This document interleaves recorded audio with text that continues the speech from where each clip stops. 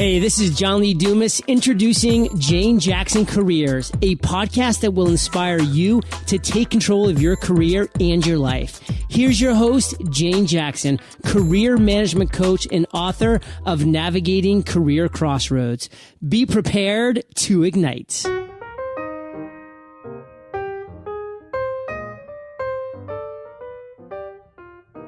Well, hello and welcome back to my podcast where I interview fascinating professionals who've made amazing career changes. Now today I'm delighted to have on the show Tayo Rockson, who's based in New York and is the founding editor of BrandEdU and the CEO of UYD Media. Now UYD stands for Use Your Difference. Both companies are committed to helping millennials pursue their passions in careers they love while making a difference. His work is featured in the Huffington Post, among World's Magazine, as well as Global Living Magazine. He is an authority on third culture kids, what we'll call TCK, and assimilation into new cultures, and is the author of The Ultimate Guide to TCK Living. Through his podcast, As Told by Nomads, and blog, he's heard and read by thousands of people in over 100 countries. He grew up on 4 different continents, so he considers himself a citizen of the world. He's lived in Sweden, Burkina Faso, Nigeria, Vietnam, and the United States, and his goal is to ultimately leave the world a better place than it was before he came into it. Once he discovered that he was a third culture kid, he vowed to use his global identity to make an impact in the world. If you are a third culture kid, you'll know that you're someone who spent the formative part of your childhood years, that's from birth to about 18, outside of your parents' culture. Now, as I grew up in Hong Kong with a British father and Chinese mum, I'm married to an Australian and have children who are third culture kids too. My first was born in London and my second daughter was born in Singapore, but home is Australia. I'm fascinated by how we all cope and embrace this global outlook. This is why when I found out about Tayo Rockson, I had to have him on the show. So let's welcome Tayo to the show. Oh gosh, it's a pleasure to be on here, and it's also a pleasure to talk to a fellow TCK. So it's I'm honored to be on your show. I know, third culture kids. I mean, we do have to hang together, don't we? Yeah, we do. We have like this instant connection because you're like, oh, you grew up there, you're a TCK, completely get it. Yeah, I know. It's so interesting because I found you simply by accident on Instagram, and I followed you for a while. I thought, what an interesting guy. And it was so nice when you connected, and then, we connected on LinkedIn as well.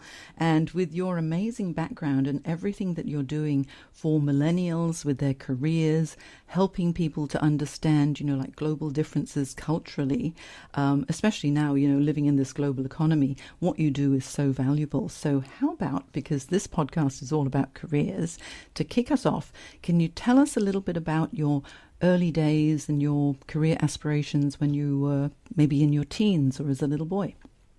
Oh, well, where do I start? So I grew up, my formative years were really in a French-speaking country in Burkina Faso. Now, you can imagine I'm Nigerian. When I was 10, my dad told me we were moving to Burkina Faso, which is a French-speaking country, and we were going to go to an American international school. So back then, I was excited, new country, but I quickly realized once I got there that there was a lot of work to do to fit in. So, whether it was my accent was different, I didn't know how to play all the sports that the kids knew. Everybody already had their cliques. And one thing that I felt that I didn't have then was the ability to connect. And I was constantly looking for that. And I found that somehow, you're going to find this story funny, when I used to watch the Oprah Winfrey Show.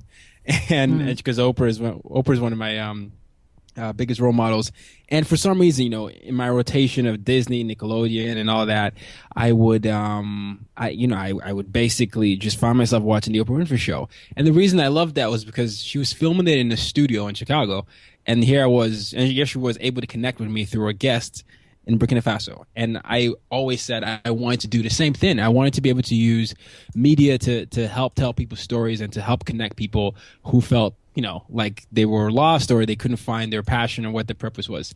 So, from an early age, taking away all the sports dreams I had to be a tennis player, basketball player, soccer player, I really wanted to have a career that I felt like I was connecting people globally across cultures to do what they wanted to do. So teenage years grew. I eventually went back to Nigeria to complete high school and in a boarding school, and then I moved to Virginia in the United States to complete my high school, to complete college. And something happened. I guess I became really complacent. I started thinking about what society defined as success, and I was just like, Dad, I don't know what degree I should take.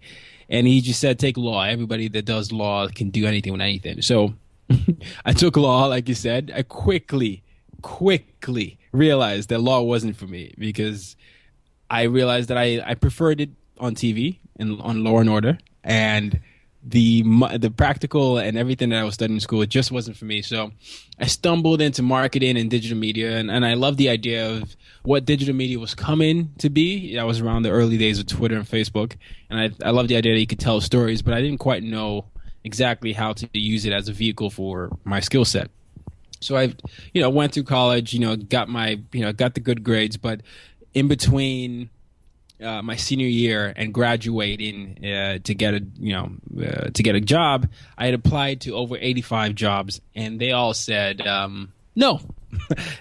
They all said I wasn't good enough. They said the typical standard letter. We regret to inform you, you have amazing skills, but just not at this time.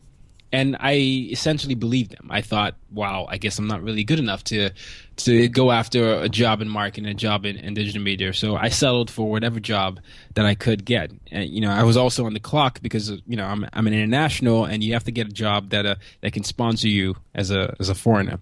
So I took a job that I shouldn't have taken, but, it seemed to pay the bill. So I did it, and I was miserable just because I hated the fact that I this wasn't what I wanted to do, and I had become so complacent. And three things happened.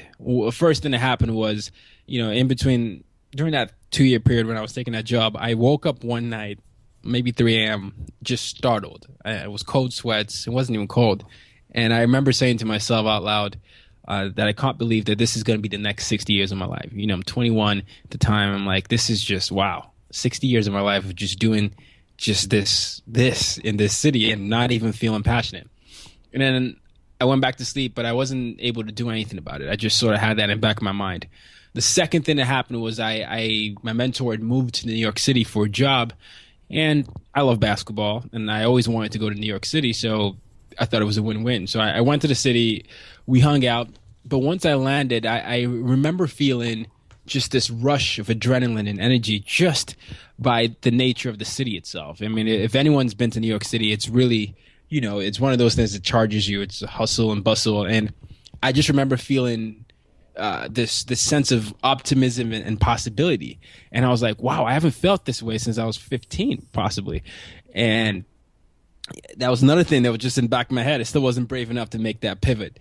And the third thing that happened was, a few months really after that, I was driving to the same place of work, and then all of a sudden, this on the highway, my lane gets cut into half because a car swerves in and loses control of its tire, and then I lose control of the car, and so I'm swerving all over the road, and in this drastic and dramatic attempt to save my own life, and then I hit the left guardrail, and I hit the right guardrail, and I'm certain I'm going to get T-boned and car spinning. I'm just trying to figure out a way to get out, and then I hit one car, I hit two cars, and I go back to the left guardrail, and the car lifts up. And at this point, I'm saying to myself, I'm 22 years old, I haven't lived, and I'm about to die. And I just like, I'm facing my mortality, so I slammed the brakes and figured out a way to get out of the incident. There were cops everywhere, glass everywhere, 3 cars. My car was totaled, but the miraculous thing that happened was nothing happened to me. And right then and there, I decided to quit my job and get reacquainted with my original passion, which was telling stories in media. So I moved to New York City shortly thereafter and decided to make, New York City my campus while I was getting my MBA. And what I'll do is I would go through every event that I could go through. I would sneak into whatever I felt like I could and just start, figuring out the best way to tell stories. I started doing entrepreneur interviews. It wasn't a good fit, but it was still good practice. And then one event happened. There was an Arianna Huffington event. I was like, Arianna Huffington does a Huffington Post. That's media, whatever. So she was doing an event for a book tour. Her book was Thrive, and I got into I got some tickets somehow, and the lady asked me if I was a blogger or a guest, and I was like, my ticket was just for a guest pass, but something compelled me to say I was a blogger. I don't know why. And then she didn't even look at my ticket, and she said, "Oh yeah, you guys just go to this access. Someone's gonna take you up." And I was like, "Wow, that's okay." So now I had access to something that was higher level, and I was sitting on a higher level, and I was basically covering the event. And in the midst of covering that event, she made a joke about her strong Greek accent, how she wanted to change it at some point in her life because she felt like she wasn't accepted. And I sat there thinking to myself, that's been who I've been for a long time. When I was a kid, I remember navigating accents. Even now, my accent fluctuates depending on who I talk to. And for some reason, that just reminded me of the term I had come across maybe a few months prior, which was TCK, third culture kids, people that spent the formative periods of their lives outside of their parents' cultures. And then it hit me. What if I launched a podcast that talked about what it's like to be a TCK and how you view the world and through business, through culture, or through any other thing?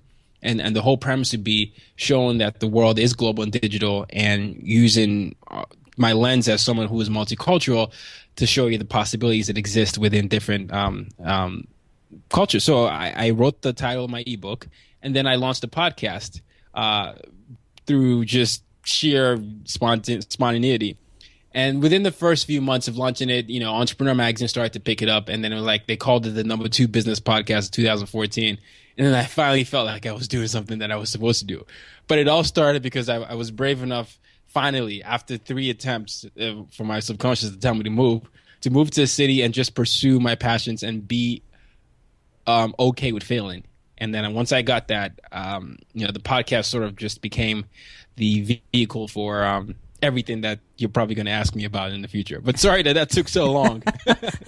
Not long. It's a fascinating story, but so interesting because there are so many facets of it that I want to ask more questions about as well. Because sure. Growing up initially in Nigeria and then Burkina Faso and going into an American international school, which is quite an interesting environment in itself, as my children also grew up in an international school, and there would have been people from all over the world who've come into, this one international school this was the one in Burkina Faso, wasn't it? And so they would have been trying to assimilate into, a new environment as well, and feeling a little bit lost. And when you've been uprooted from one country or one city and moving into another one, especially when you're a young kid or you're a teenager, making new friends can be so challenging. And sometimes people thrive when they're doing it. Other people become very shy. Obviously, I think it helped you to thrive because you really embraced all of those different cultures. But then moving on and then going through all of your studies and having this big wake-up call after you weren't really happy in a role for about 2 years because of the challenge of actually getting into the workforce and doing something that you love. That car accident that you had was definitely a wake-up call, wasn't it? I've got to do something now. Absolutely. I mean, what that car accident made me realize is that time was so short. You never know when your time is. And I was just at that moment when the accident happened, then the only thing I said to myself was I have not lived, even though I've been living supposedly 22 years, and I just became like, I lost my fear of fear at that moment. Yeah, you realized your time was not up yet because you had more things that you needed to do. And all of this, actually so interesting that you were saying that you went to this event and it was Arianna Huffington, and that was when she was launching Thrive, because that's what really inspired me too, because she came and she had her launch here in Sydney as well.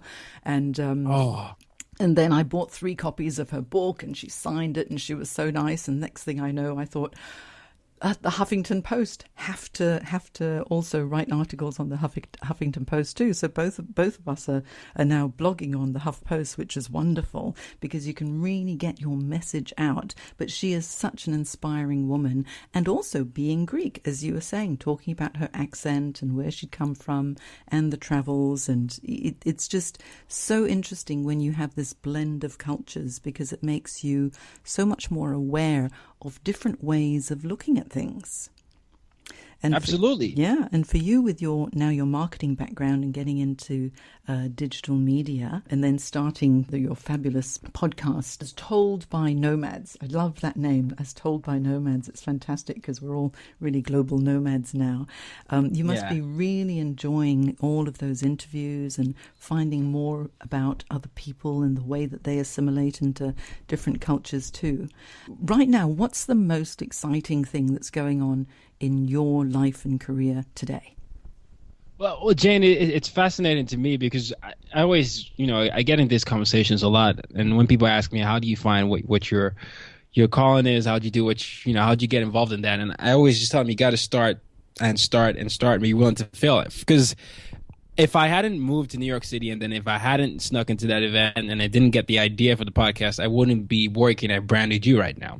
And how BrandEdU came about was because the president of the company came, had been observing what I was doing with my podcast and UYD Media and said, we really need to build an audience around millennials. And we are building a career discovery platform, and the essential focus is to help millennials figure out how to pursue their passion. We need someone who's been able to, essentially create a lot of media around that and grow an audience. And specifically because I've done that before was why he reached out to me and tapped me to do that. Now, I would never have gotten that role if I hadn't even just put myself out there to pursue something, because I think a lot of times people have this, and I've been guilty of this a lot of times, where you feel like nothing's happening, like why are you even wasting your time? No one's listening and stuff like that. And I was certainly at that point. But there's always a testament to when you stay committed to the process and you stay committed to who you are, something does pan out. Something will pan out. You might not like it as you're going through it, but it usually is worth it in the end. Yeah, actually, I totally agree, especially, with the millennials. Sometimes if they come across challenges and things aren't happening fast enough, some may give up and think, well, what's the point? But if you keep putting yourself out there, as you say, and realize that as long as you find the right people who will listen, and you mentioned earlier that you had a mentor who must have really helped you to keep that motivation to keep going, then you'll be able to find what your true passion and direction is. I'm really focused a lot on finding what you're passionate about and knowing what your true direction is, because if you can find that sweet spot, that little intersection between passion and direction, it doesn't feel like work. It's absolutely magic. I mean, you were lucky you found it a lot earlier because you're a lot younger than I am, but it took me about 25 years of a number of career transitions. But when I got into coaching, it was like magic, when the magic happens and you realized, this is what I'm supposed to be doing for the rest of my life. And then it doesn't feel like work. And, I'm able to combine it with the podcasting and talking to people like you. It's like you've got to keep looking and be open and willing to continue to learn and listen to what others and mentors and people who've done really interesting things before you have managed to achieve. And you mentioned that Oprah is one of your role models. What Absolutely. She has achieved is absolutely phenomenal. And, as a woman in a male-dominated environment, and yet still being able to do so very, very well and give back to the community. As long as you know what you really enjoy doing and you can monetize it so that you can make a living while doing what you really, really enjoy, that's very, very satisfying. And so anyway, Carry on with your BrandEdU. Tell me more about BrandEdU. Oh yeah, well, it's funny with the Oprah thing. I always say that I was trying to be the Mopra. That's my goal, to be the male Oprah. But I like that, Mopra. Good name. Mopra. But what BrandEdU is funny. It's like a full circle moment. Is the whole idea is to do exactly what you're saying, to help people pursue the passions and career that they love. And what's happening is that helping to lead this as I'm also pursuing my passion and a career that I love. And in my generation, millennials, if you notice, that a lot of people that job hop, a lot of people that change within the first 2 or 3 years because they're trying to figure out what their passion is, and they're looking for something that they can align with, aligns with their values. They want to understand something that really speaks to them. And we just thought, well, all those moments you thought that you said you wonder what it's like to get into sports, you wonder what it's like to get into music, what it's like to get into whatever career you wanted to get, but you didn't quite have access to the people that could tell you what exactly it takes. How about we solve that? So what we do is we've gone to like over 150 brands, from the Nikes to the Spotifys to all of them, and asked all these professionals in there who would know and say, what is the day to day? Well, how did you get here? What was your career path? How did you get here? And then what would you tell your younger self? What does it take to get into this industry? And we did that, and we said, we wanted to really tap into the audience. And it's worked a lot because we've seen the audience grow, and we've seen a lot of, people in our target demo continue to grow. And, we particularly have a large audience in the 18 to 24 range, as well as the 13 to 17, which is very interesting because that's when they're in high school, middle school. So it's very refreshing to see people thinking like that. And the other thing that BrandEdU does is that we partner with universities to create career discovery programs. We partnered with Parsons to create a fashion course, and then we're working right now with Columbia University to create a sports course, and we plan to do many, many more. So, bridging that gap and helping you, equip you with skills that you need to pursue your passions is really what we're trying to do, so that you can go on your merry way and say, like, I now know what I need to do. Oh, that is such valuable work, because so many kids don't actually have access to all of the different people to be able to ask them, what's it like to be an operations manager, or what's it like to be a marketing professional, or what's it like in the sports industry or the fashion industry or the pharmaceutical industry. And so you've got a whole range of videos, is that right? Videos and interviews of people in all aspects of their career, and they're telling you all about how you can get into the business, what the challenges are, what a day in the life of a certain professional would be. Is that right? Yeah. What exactly that? The day-to-day exclusive career tips, and just understanding what the career path is. And it's it's just. We live in a digital age. We live in a time when people should be able to do what they love, and we want to be able to bring that to them. And we've been lucky and fortunate enough to have people willing to give their time to say, "This is how we did it. Don't make this mistake. Make sure you do this. Don't put that there. Do this." And that's really how we're hoping to leave our dents in the universe. Oh, I think that's fantastic, and it makes it so, especially with technology now, it makes it so easy for people to find out the information that you need. I've been around for so long, Teo, a long time ago, before digital media, if you can believe that. When I was in high school, I remember our careers master, he used to take us on little trips out to the bank and, to different companies, and we'd meet people. And I remember when we went to a bank, I because I've still got my old diaries, I said, "Oh, I really want to be a banker." and then when we went to look at Cathay Pacific, it was in Hong Kong, and it was an airline. "Oh, I want to work in the airlines," and everything was new and bright and shiny. But it took a long time because we had to physically go there. But now, with social media and with the internet and everything and all of the videos that you've created, you've brought it into their homes. So no one actually has an excuse to say, "I don't know what it's like to be in this sort of role." You can explore anything. Valuable. Really, I love the idea. That's fantastic. So thank you for sharing that. And I'm going to put on my show notes on janejacksoncoach.com the links to all of your websites as well. So we've got BrandEdU is one. Can I just ask you about UYD Media? Yes. So UYD Media was essentially what the podcast has become, because so as told by Nomad started to grow, and then I realized that I could actually create a community of people who would be willing to share their story. So it ended up becoming this accidental media platform that writers would occasionally send me stuff to submit from different parts of the world. Say, hey, this is what it's like to live in Latvia. This is what we do.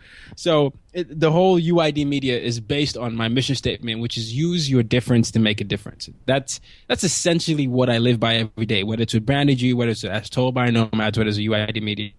I want to promote the idea of everyone's individuality being the necessary ingredient for them to tap into the inner greatness, no matter where you're from, no matter where you live. And whether it's through, in our Nigeria, or whether it's in Vietnam or wherever you live, I just want to be able to show people through the stories and people that I profile that they are capable and more than able to just undertake whatever goals that they have. So that's what it is. It's all about a positive and positive movement. I feel like there's too much negativity right now. And my way, I think my skill set is to help connect across cultures. And I do that through the podcast, I do that through UYD Media, and now through BrandEdU. So it's a movement. Yeah, oh, definitely. And, it's so interesting, this whole third culture kid thing, because sometimes, I wonder if you ever felt, like, where is home? Because I know my kids, when they were growing up, it's like, where really is home? And then we say, okay, well, we're going on home leave, we're going to go to Australia, but that's not their home. It was their father's home, but not theirs. And what's interesting is even my daughter, she was born in Singapore, but on her birth certificate, it says at the bottom, not a citizen of Singapore. So, which she isn't. But it makes it a little bit challenging sometimes for kids to think, what's my true identity? Have you ever found that? Yeah, growing up as a kid, I had a strong identity crisis. You're talking about going through puberty in a foreign country that has a different language while you're trying to make friends. And all these things upon things upon things upon things. I would come back crying home, and my mom would try her best to just remind me that, you're just as great. But I remember feeling inferior many times. I remember feeling like I don't even think I'm as cool as all these people. And I realized then I had two choices, really, to navigate my way out of this identity crisis by figuring out how to connect, or to just wallow in self-pity. And it was a grueling process, but I found a way to do it through three connectors that I built. And my first connector is sports, and that's always been something that's been important to me. So I quickly surveyed the landscape, saw that a lot of the people didn't just know soccer or football, as we called it then. I started with playing basketball, they're playing tennis. So I went to the library, Jane, and I studied every single book on the history of basketball. And I just made sure I knew all the players, the history, and the fundamentals. Then I picked up all the latest magazines to know who the current players were. After that, I went to the best basketball player and said, "Hey, Michael, could you teach me how to play? I know everything there is to know about basketball." and then, he agreed, and we're still friends to this day. But 1-on-1s became 2-on-2s, and became 3-on-3s. And, I started to build friends because it became, all of a sudden, sports was just that connector. And then I also learned all the capitals of the world and everything. So just so that whenever I met someone from a different country, I'd be like, "Hey, you from such and such?" And that always broke the ice. And then pop culture, I have so much useless knowledge on anything pop culture. So when I'm talking to someone, I just say, that's Star Wars, or that's Harry Potter or something like that. And just finding ways to just break the ice and connect. It was something that my identity crisis forced me to develop at an early age. So yeah, identity crisis was there. I was very, very sad for a little while there, but I just had to find my ways, and it was through those connectors. Yeah, and you know what you did, just listening to what you're saying now, is that you made yourself an interesting conversationalist, because you understood about the different sports, you understood about the countries of the world, and you understood about pop culture, which would have given you plenty of common points to have a discussion. So really smart move there. Plus it would have made you very well read. So you at a dinner party would be an interesting guy to have to invite. No, it's true. As I'm saying, as I'm looking back now, it just appears that I've always liked to talk to people. I've always, I do a lot of interviews, right? This is one of the things you realize, maybe this is something you just always have known. And now when people ask me how to pursue your passion, I always say, even if it's something you're not self-aware enough to know, ask your friends, like the things they can see you doing, the 5 things they think you're great at, and ask it from people that you work with, people that you know, and then just sort of find that commonality. And for me, find your gift and then find the vehicle. And for me, talking to people and connecting, obviously, was something that I always loved doing. And then the vehicle was like, a podcast, right? And then that led to like writing and doing videos and interviewing on a larger format. So, always find a way to tie your gift to a vehicle, and then that's often the key to where your passion is. Yeah, and also what comes through so strongly just talking to you, Teo, is your enthusiasm for life and your enthusiasm to learn everything about anything. And that makes you a more interesting person as well. So now I want to ask you, what would you say for someone who's, say, starting out, because millennials they're your market, what would be the top 3 tips for success? I cultivate curiosity. The first thing is that, you were talking about how you have that zest for learning, but I don't think there's anything wrong with curiosity. You should allow your curiosity to carry you to where you want to go. Put yourself. There's a saying that says, you're the average of the 5 people you surround yourself with. There's nothing more true than that. There are a few things more true than that, but still, it is so true, because you have to surround yourself with the people that you want to be in. If you want to get into sports or entrepreneurship, put yourself and place yourself in those environments, those conferences, those get-togethers. You can go to meetup.com to see people with similar groups. You can check LinkedIn to see people with familiar groups. You can go through the nearest university or nearest Toastmasters to talk about stuff like that. There's always a group, but I always recommend meetup.com, just because you can search anything, you find that. So it's cultivate your curiosity, explore it. Make sure you put yourself with like-minded people that can challenge you and not bring you down or make you complacent. And then the third thing is just start. I always tell them, don't be afraid to fail. You don't want to do what I did, where you take a job just because it's there, and then you're waking up 40 years later watching Shark Tank and you're thinking, I had that idea, but I wasn't brave enough to follow it. So cultivate curiosity, surround yourself with people that challenge you and motivate you and are where you want to be, and then just do it. Like Nike says, just fail fast. Whatever mistake you make, just figure out how you can learn, and just continue to push forward. Yeah, fantastic advice. And also, there's no such thing as failure, really, because Right. all failure is feedback. How can I do it differently next time?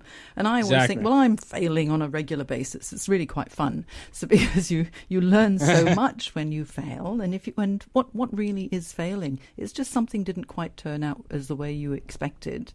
And so you think, okay, if it was because of something I could have done differently, well, let's do something different. So there's always a way around it. And so now, if people want to find out more about you, Teo, BrandEdU or UYD Media, where can they find you? Well, I'm at Ty Rockson everywhere. So Twitter, I'm the only Ty Rockson, I think, at least on Google. So you can find me on tyrockson.com.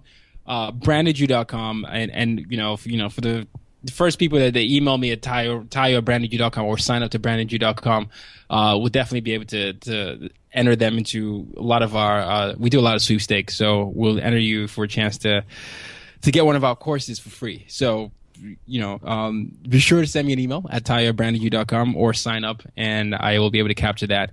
Also, but Ty Rockson, you can find me on Twitter, Instagram, just like how we met on Instagram. Exactly. or the podcast is Told by Nomads. Yeah, and also I'll put all of your links onto my show notes as well on janejacksoncoach.com. And with a name like Tyro Rockson, of course, people will remember. I have a problem with a name like Jane Jackson. It's so common, but Tyro Rockson it sounds rather famous already. So I quite like that. Thank you so much. Thank you so much. Well, it's been such a pleasure talking to you, Tyro. Thank you very much for coming onto the show, because it's in the morning in Sydney and you're over in New York, so it must be quite late at night for you. It's a Monday here and must be a Sunday for you, I believe. Sunday. It is a Sunday. Yeah, that's right. Well, it's lovely to talk to you all the way over in New York. Thank you so much for your time. And I hope that in a few months' time, it really would be nice to have you back and tell me how the business is growing and all of the great things that you're doing to help millennials in their career as well. Absolutely. And it's been a truly great experience. I mean, you're a great interviewer. You're very engaging and you're very conversational. And I always love, bonding with a fellow TCK. And you've been a graceful host. So thank you so much. Oh, us TCKs have to stick together, Tayo. Yes, we do. Yes. Thanks so much. Bye.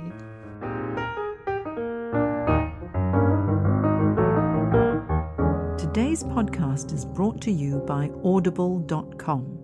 You can get a free audiobook download and free 30-day trial at audibletrial.com/Jane Jackson Careers. There are over 180,000 book titles to choose, so give it a go and get your free audiobook today from audibletrial.com/Jane Jackson Careers. You've been listening to Jane Jackson Careers. Sign up to receive regular career advice at janejacksoncoach.com.